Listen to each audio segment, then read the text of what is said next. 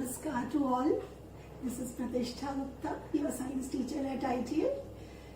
Children, today we are going to start with the second chapter of class 10th chemistry, acids, bases and salts. And today we are going to discuss the physical properties of acids, bases and salts.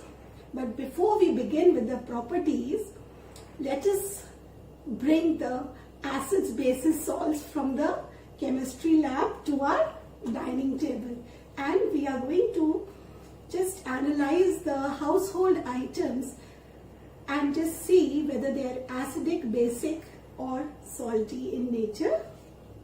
I have got some material.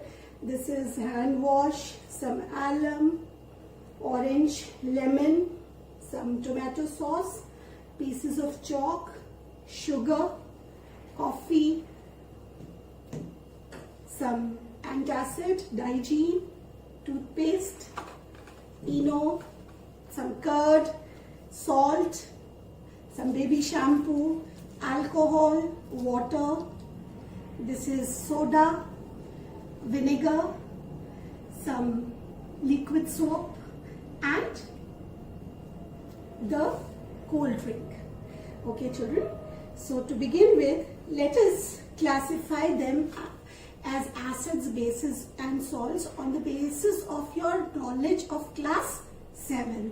In class 7th you studied that acids are sour in taste and bases are bitter in taste and soapy in touch. So let us just put some columns like this and we'll try to classify these household items. Okay, tomato ketchup is an acid because tomato consists of oxalic acid. It has got one more acid. Okay, I'll just keep it like this. It has got one more acid which we'll find out slowly. Okay. Some more acids. The curd, it has got lactic acid. Let us keep it here. What are the other acids? The soda water, which is the carbonic acid. Let us keep it here. Vinegar. Yes, you are right. It is the acetic acid. Cold drink also contains carbonic acid. I'll keep it here. Yes, coffee. Coffee is also acidic in nature. So we'll keep it here. Any other acid? Yes, the lime and the orange. So these are some more acids. Now let us just look for some bases. Children, we know that the soaps and detergents consist of bases. This is the liquid hand wash, the bar soap, the baby shampoo. Yes, toothpaste also consists of base. The Eno, that is the antacid which relieves the acidity, that is also basic in nature. This Digene consists of mainly milk of magnesia. Again, it is one of the base. Any other base you find? Yes. One more. Liquid detergent. This is also basic in nature. So, I feel we are done with the bases. Let us see some salts that are there on my table. Of course, common salt, that is sodium chloride, is a salt. So, let us put salt over here. Yes, the calcium carbonate is the ingredient of the chalk. So calcium carbonate also I'll keep here. Anything else you find? This is alum. Yes, potash alum. It is also a kind of salt. So I'll keep it here. Do you think alcohol comes into any of these categories? is neither an acid nor a base nor a salt. So I will keep a category of others. I'll keep the alcohol over here. Water, you know, it is a neutral substance. I'll keep it here. What do you think sugar is? Is it an acid or a base? However, it is sweet in taste. Yes, you are right. Sugar also doesn't belong to these three categories. So I will keep it here in the others section.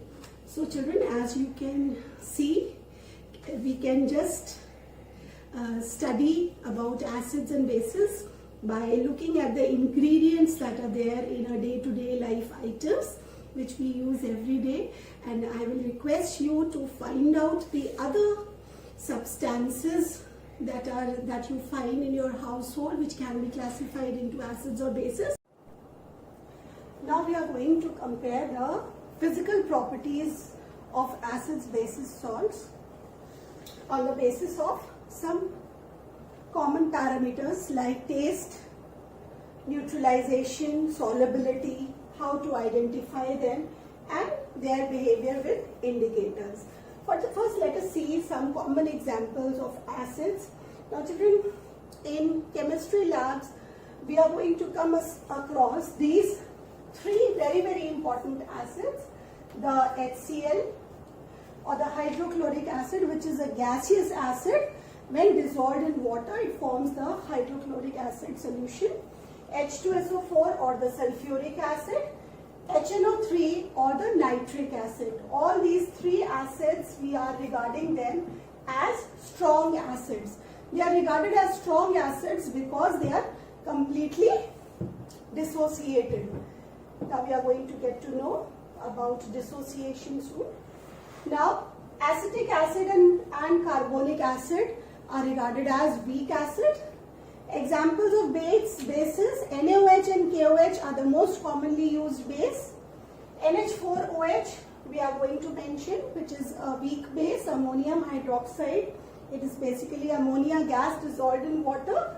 And salts, NaCl, which is the most commonly used, sodium chloride, which is the common salt which we are using as a flavoring agent. Calcium carbonate, I told you, it is present in chalk. And ammonium chloride, it is present in fertilizers, NH4Cl. Now children, on your basis of class 7, you have studied about the taste of acids. Acid always tastes sour. Now you know the taste of tamarind, you know the taste of citrus fruits, amla, raw mango, curd, all of them, they have a common sour taste. But this does not mean that you will go around tasting acids in the chemistry lab. We are going to classify them on the basis of the other properties if we are not able to taste them. Now, it is easy to remember bases, B for base, B for bitter. Now, bases have bitter taste and they have got soapy in touch. If you happen to taste the soap, liquid soap or shampoo, you will get a bitter taste. Now, the bases are very commonly present in some vegetables like broccoli, again B for broccoli, B for base, then cucumber, then gourd or bitter gourd, again B for bitter. So the bases are bitter in taste. When we come to salts, now the name only indicates they are generally salty in nature. Most of the time they are salty, but they may be sweet or sour also sometimes. We'll talk about them.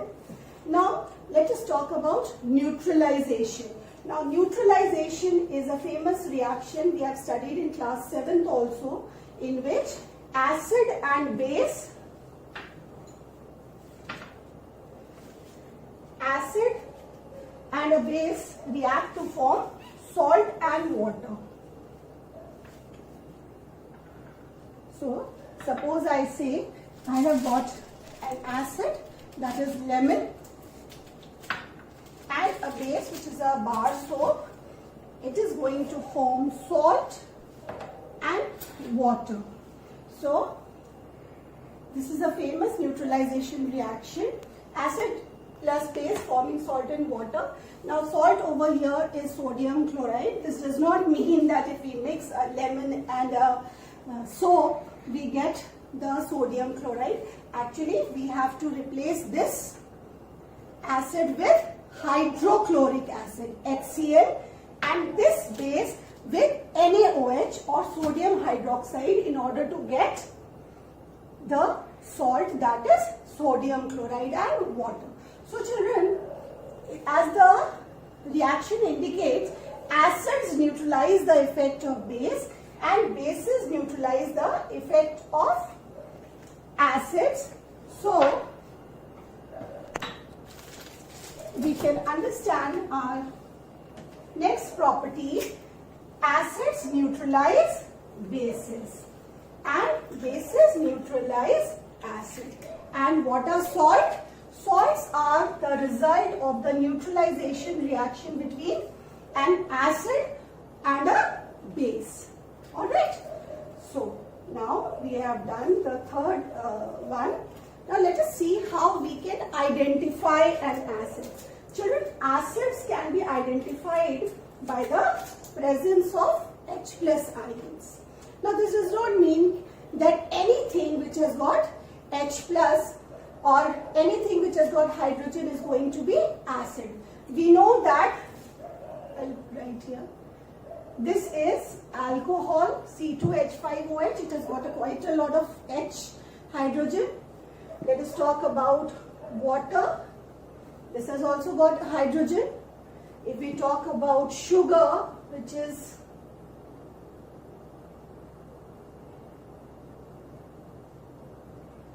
C11H22O11, it is sweet in taste, it has got so much of hydrogen, but these are not acids. So for an acid, it is important that the hydrogen should be replaceable or removable. And when this hydrogen gets removed, when the acid is dissolved in water. And when the acid is dissolved in water, the acid releases H plus ion and it comes in the solution. Okay, so if we say HCl, when it comes in presence of H2O, it forms H plus and Cl minus, or more specifically we will say H3O plus or hydronium ion. Now let us come to see how we can identify the base. The bases can be metal oxide, metal hydroxide or ammonium hydroxide. We can remember the bases as metal oxide, metal hydroxide and ammonium hydroxide. The most famous bases are the NaOH and KOH. We know that these are the most commonly used bases. And other bases like calcium hydroxide, magnesium hydroxide, oxides of iron, oxides of calcium, all these will be regarded as bases. Now let us come to salts. Salts are basically the product of acid-base neutralization reaction. So salt is any substance which has got a cation and an anion. Cation means a positive ion, which is anything which has positive ion, anything which is apart from hydrogen. Apart from hydrogen, any cation if it is present, and the anion which can be apart from oxide O2 minus or hydroxide ion OH minus ion. Alright, so acids release H plus ions, bases are metal oxide, hydroxide or ammonium hydroxide, and salt can be a cation anion apart from H, OH and O2 minus. Now let us come to solubility. The acids are all completely soluble in water. When they are soluble in water, only then they can release H plus ions. So for an acid to be an acid, it is important that it is soluble. Now let us just we'll do a little experiment, an activity. I am taking water. This is lime slice. We know that lemon is having citric acid. Now I have added lemon to it. I'm giving it a nice stir. Let us keep it here. We can see that it is completely dissolved and it has formed a clear solution. So this is an example that acids are soluble in water. So we can say that acids are soluble in water. What about bases? Bases are soluble also and insoluble also. The bases which are soluble in water are known as alkalis. Alkalis, and they form alkaline solutions. Now sodium hydroxide and potassium hydroxide are very famous alkalis, and they are very commonly used for various reactions. In some of the books, children, you will find the mention of calcium hydroxide and magnesium hydroxide also as alkalis, but they are just bases because they are partially soluble and they are not completely soluble. So these are bases, and soluble bases are known as alkalis. Now let us come to salts, whether they are soluble or insoluble. Children, salts can be soluble as well as insoluble depending upon the nature of cation and anion in it. Let us do a little activity. I have got two types of salts. One is the common table salt, sodium chloride, and the other is the chalk powder. I'll bring 2 glasses of water in.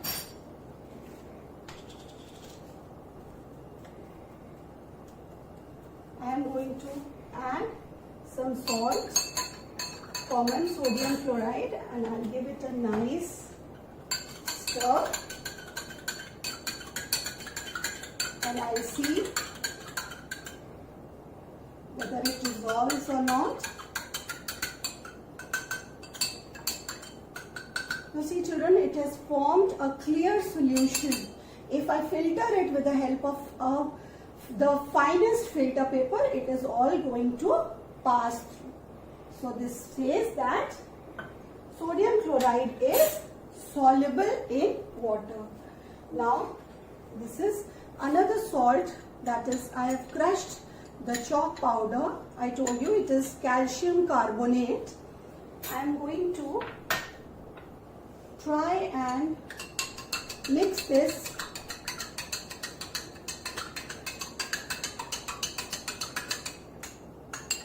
in water and give a nice stir. I'll leave it for some time. Let us just observe. Children, as you can see, the solution is a little turbid. It is not as clear as this. If it is kept for some time, we'll see that at the base the calcium carbonate has settled. So it shows that this is not soluble in water. So that comes us to the conclusion that salts can be of both soluble and insoluble types. Soluble salts as well as insoluble salts.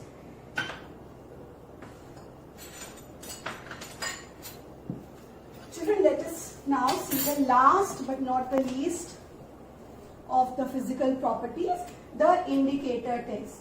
Now in class 7th you have studied about various indicators. The most common one is the litmus solution. Now we often use litmus in the form of solution, or we can use it in the form of paper strips. If we take blue litmus in the presence of acid, we'll see that it changes to red, and the red litmus remains red. That means there is no change in the color of litmus paper. Children, over here I would like to bring this to your attention, that the litmus is going to show its effect only when the acid is in the solution form. It is not going to show its effect on the dry acid, which is solid or gaseous form. Only in the presence of moisture, the H plus ions or the H3O plus ions are going to be free, and they are going to give a change in color. Okay. Now we come to the bases.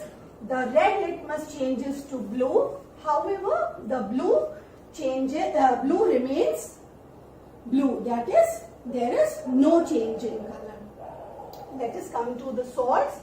The salts do not change their do not show any change in color of red or blue litmus paper, as they are neutral, because they are formed as a result of neutralization of acids and bases. But children, over here we limit our knowledge over here. As of now, we are assuming that salts are neutral and they do not change the color of litmus. However, depending upon the nature of acid or base, now I'll just rub this part.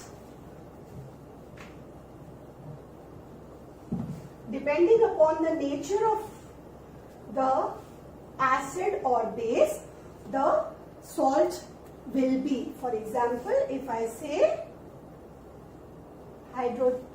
hydrochloric acid reacts with, this is the acid, this is the base, it forms